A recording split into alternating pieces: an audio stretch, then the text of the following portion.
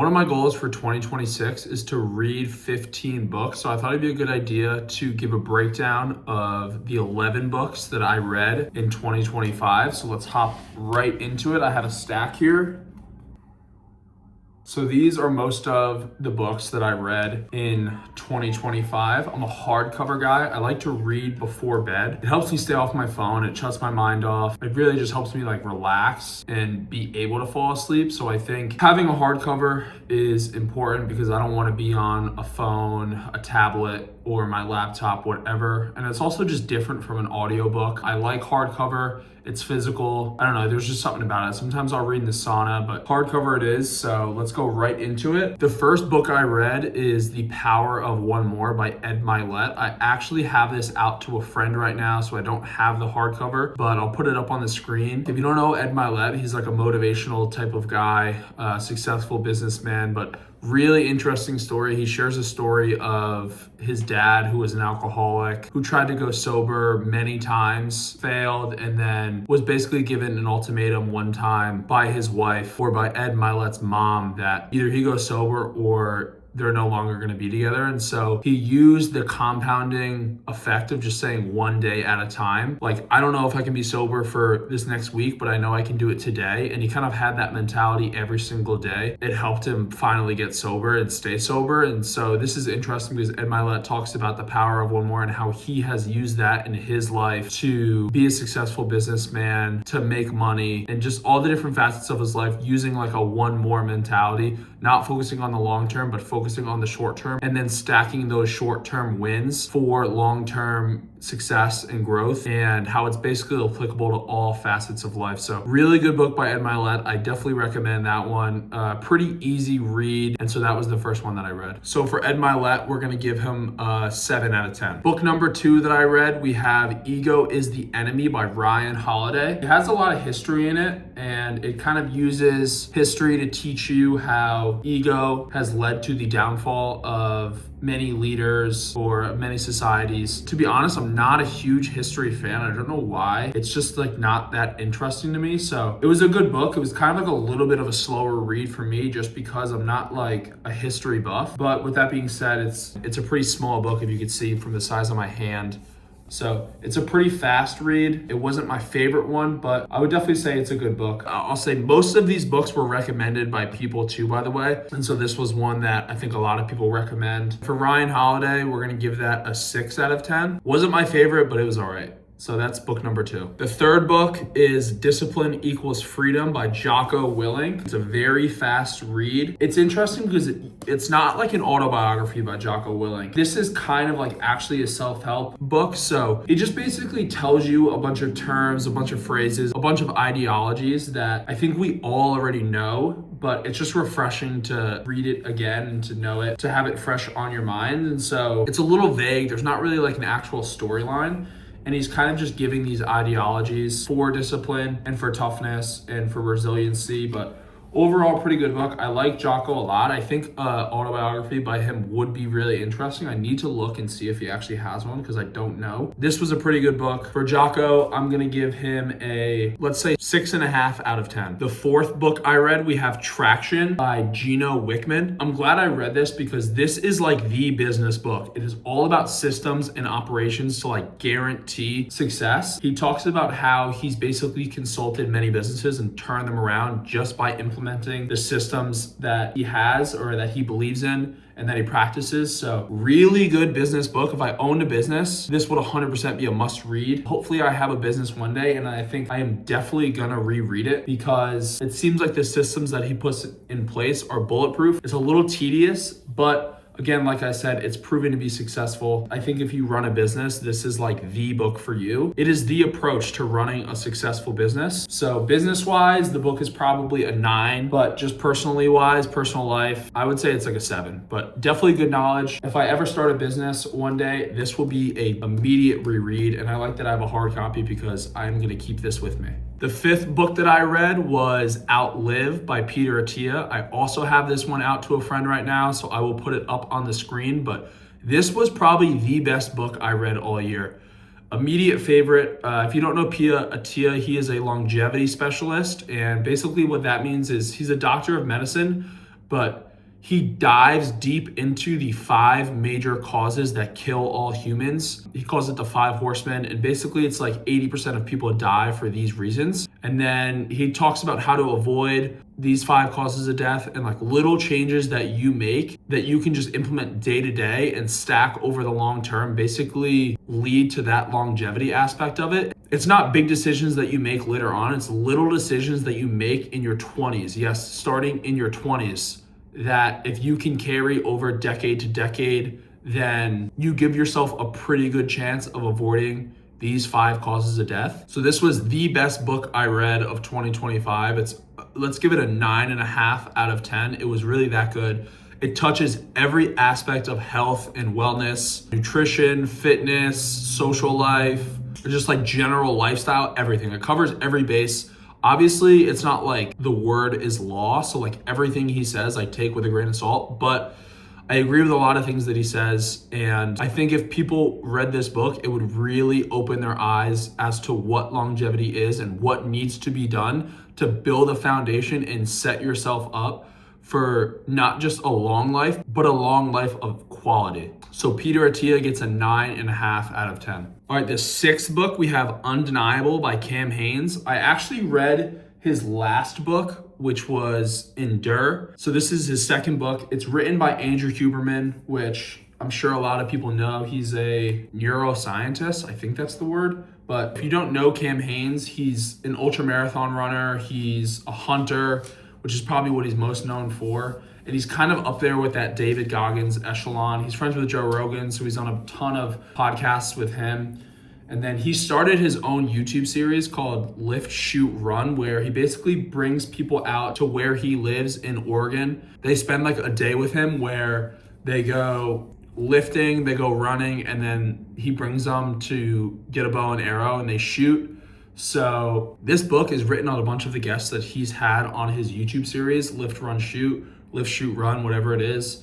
And it's just like an interesting book to get a deeper dive on all of those guests and like what makes them special and kind of just like a piece of quality information or a piece of the character that he's taken from each of these guests. So I've seen most of the episodes, but it's pretty cool to have them in one place. It's basically like a highlight show of his YouTube series where he jots down little notes of the qualities of character that he's taken from these different people. So pretty good book. I would give this a 7.5 out of 10. Cam Hanes is an absolute beast. There's no taking that away from him. If you don't know him, you need to look him up. He's really up there with David Goggins. They're like best friends in the terms of like mental toughness. This guy was running a marathon a day for years while working in a warehouse, like 9 to 5 job. So he'd wake up at like 4 a.m, run a half marathon, go to work, and then like during lunch would run like 6 hours, come back from lunch, work the rest of the day until like 5 or 6, and then get home and run the rest of whatever he had left over. So he's an absolute savage.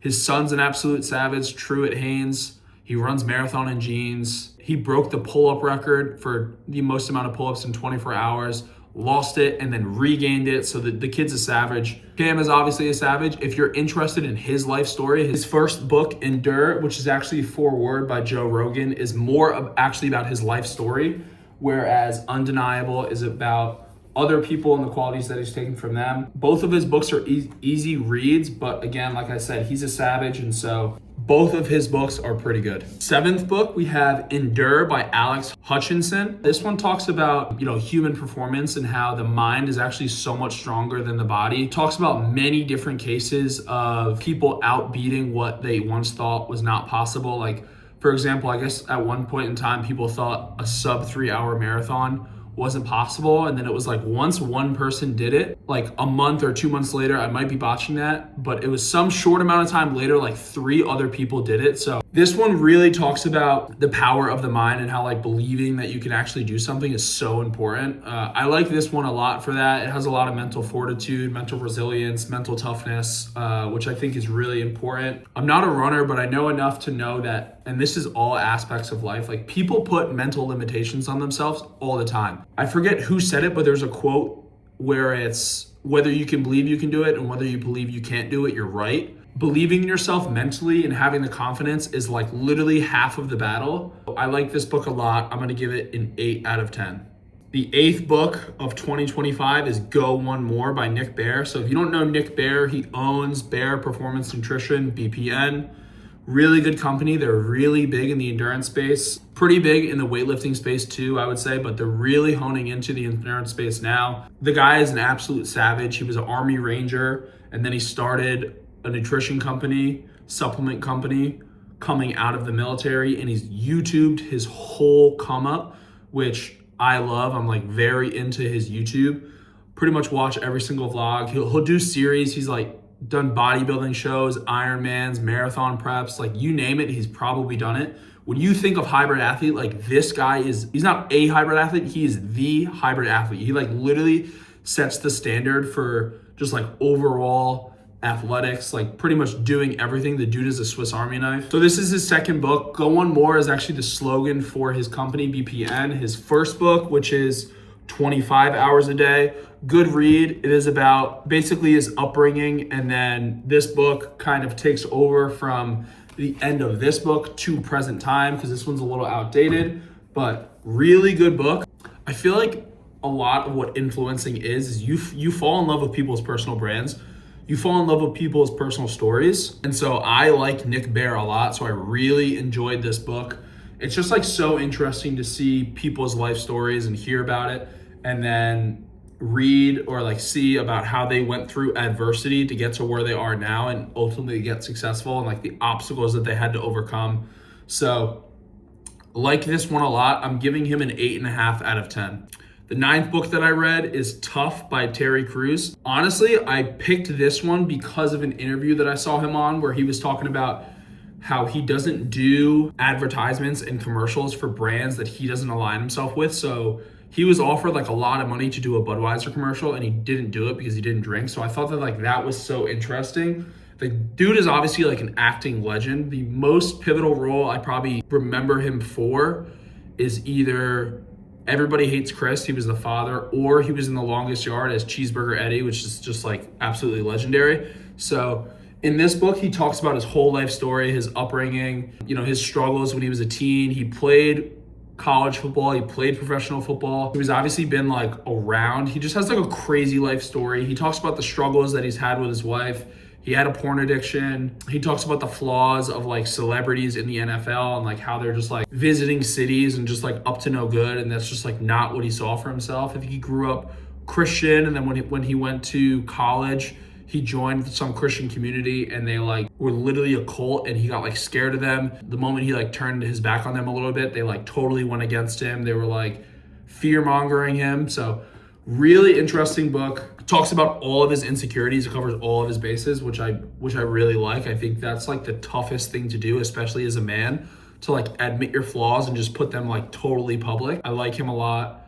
I would give this one, let's say, a 7.5 out of 10. The 10th book of 2025, The Comfort Crisis by Michael Easter. Kind of like that book, Endure. It talks about mental toughness and fortitude. It also talks about how comfortable we are in society, especially Americans. So he writes this book while he's on a hunt in Alaska for caribou. It's like his first time hunting at all, but he talks about like just like the primal existence of that whole hunt and how modern society has gotten away from like our natural ways of hunters and gatherers. And like, yes, obviously a lot of it is for the better. Like people are living way longer now, but he talks about how, you know, we're just sitting around all day, like looking at screens, looking at laptops, where we were meant to be like in society, you know, having roles as a community and just being outside all day doing primal things instead of just like having everything tailored for us.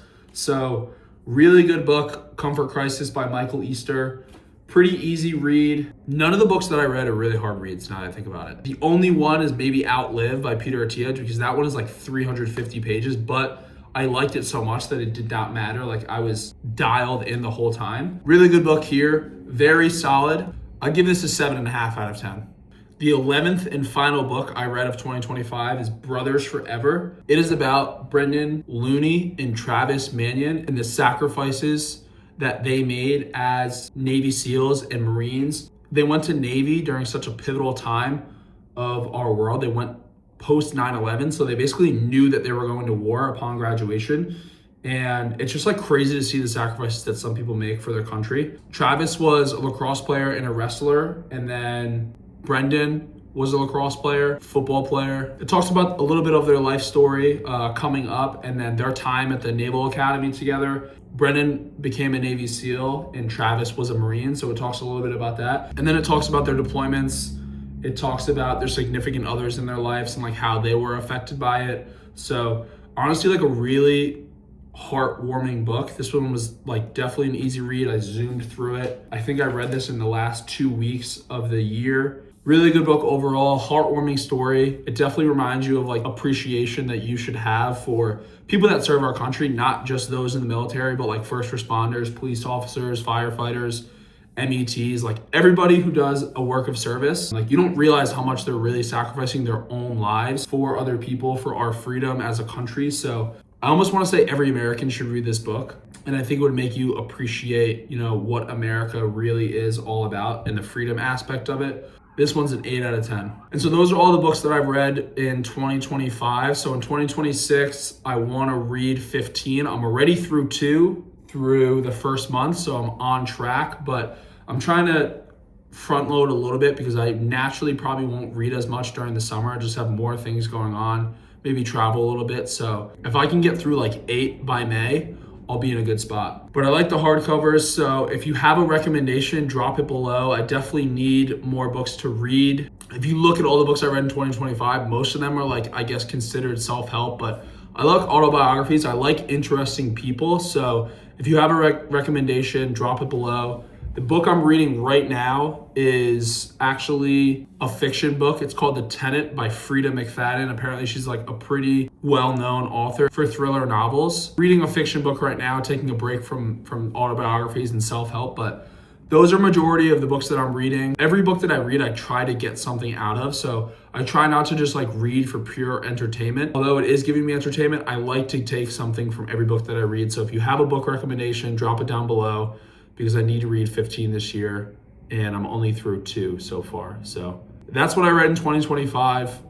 Let me know what you think.